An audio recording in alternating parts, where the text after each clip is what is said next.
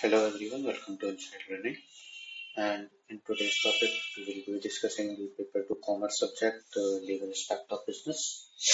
So जो legal aspect of business है उसमें हमारे जो laws आते हैं वो सबसे पहले contract act आता है, sales of goods act, GST, IPR, companies, LLP, competition act, then IT act और then आता है negotiable instrument act. तो ये सब मिला के हमारा लीगल एस्पेक्ट को कवर करता है और बहुत स्कोरिंग होता है बिकॉज मोस्टली जो होता है ये फैक्चुअल बेस्ड पे होता है, तो बहुत स्कोरिंग रहता है ये अगर कॉन्सेप्ट क्लियरिटी है तो। आज के इस वीडियो में we will be discussing the Indian contract act.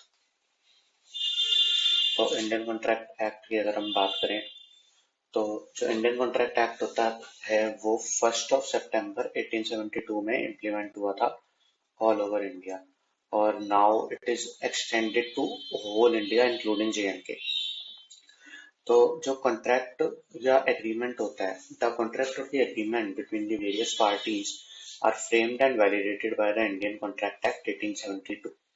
Contract Act is one of the most central laws that regulate and oversees all the business wherever a deal or an agreement is to be reached at। तो अगर कोई भी deal और agreement होता है तो जो basic होता है वो क्या होता है, वो होता है Indian contract act. Without the Contract Act, it would have been difficult to carry on the trade or any other business activity। अगर कॉन्ट्रैक्ट नहीं होता तो कोई भी ट्रेड या बिजनेस एक्टिविटी करना बहुत मुश्किल होता है। इंडियन कॉन्ट्रैक्ट एक्ट कब आया था? 1 सितंबर 1872 में आया था और ये पूरे इंडिया में एप्लीकेबल है और ये जितने भी कॉन्ट्रैक्ट्स होते हैं उनके जनरल प्रिंसिपल्स के ऊपर डील करता है। जब बेसिकली कॉन्ट्रैक्ट एक्ट आया था तो उसमें 10 चैप्टर्स थे and it has 266 sections, but अभी इसमें से सेल्स ऑफ गुड्स एक्ट अलग हो गया तो इसके सेक्शंस अलग हो गए हैं और पार्टनरशिप एक्ट भी अलग हो गया। जो बेसिकली इंडियन कॉन्ट्रैक्ट एक्ट था जो ओरिजिनली आया था उसमें कॉन्ट्रैक्ट एक्ट था, उसमें सेल्स ऑफ गुड्स एक्ट था, उसमें हमारा प्रॉपर्टी पार्टनरशिप एक्ट उसमें पार्टनरशिप एक्ट था और उसमें इंडेमनिटी प्लेज ये सब भी इसके पार्ट थे। तो बहुत बड़ा एक्ट था ये, बट अभी इसमें से सेल्स ऑफ गुड्स एक्ट अलग हो गया 1930, पार्टनरशिप एक्ट 1932 अलग हो गया, बट हाँ इंडेमनिटी और pledge are still a part of Indian contract act.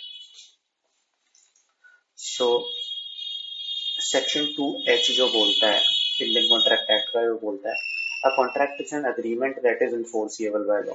तो जो कोई भी अग्रीमेंट जो कि इन्फोर्सिएबल बाय लॉ है उसको हम कॉन्ट्रैक्ट बोलेंगे। अब this definition indicate that the contract essentially consist of two distinct part.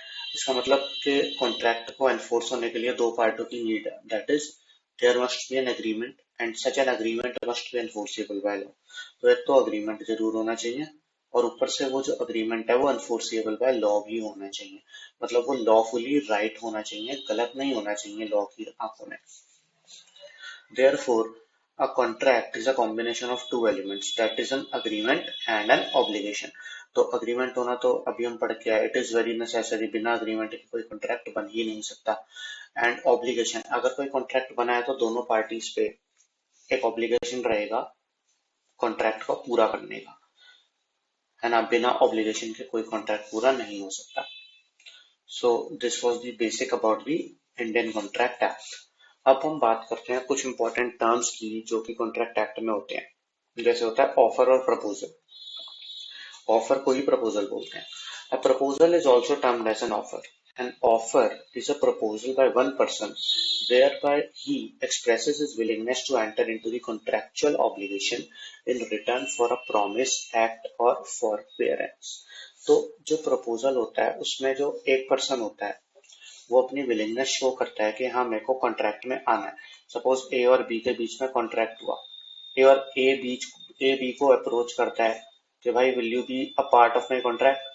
तो बी जो जिसको वो बोल रहा है ना, मतलब जैसे ए है वो बी को अपने कॉन्ट्रैक्ट में शामिल करने के लिए बोल रहा है, तो इसमें जो ए है ना, A is set to be making an offer to B, और जब उसको बी एक्सेप्ट कर लेगा that thing is known as acceptance।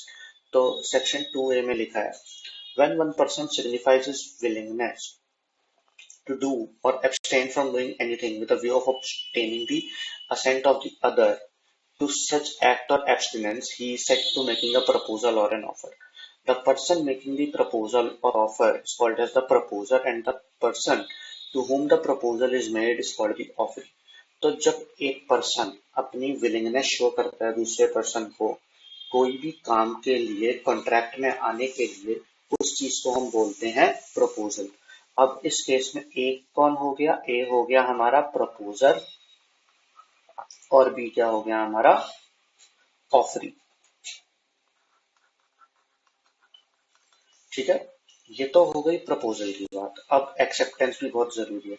Acceptance, a contract emerges from the acceptance of an offer. Acceptance is the act of assenting by the offeree to the offer under section 2B। ये section 2B में लिखा है। तो offer is in section 2A and acceptance is in section 2B।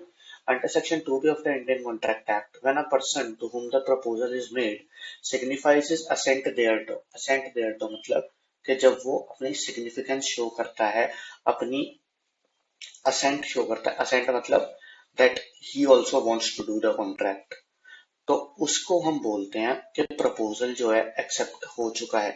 अब वो assent या तो positive हो सकती है या नेगेटिव हो सकती है। या तो बोलेगा कि हाँ मैं कॉन्ट्रैक्ट करूंगा, या बोलेगा मैं नहीं करूंगा कॉन्ट्रैक्ट। तो दोनों केस में उसको एक्सेप्टेंस माना जाएगा। तो proposal, a proposal when accepted becomes a promise. तो जब हम प्रपोजल को एक्सेप्ट कर लेते हैं तो वो प्रॉमिस बन जाता है। तो proposal plus acceptance is equal to promise. So guys, this was all for today. In next class we will be discussing about the elements of the contract.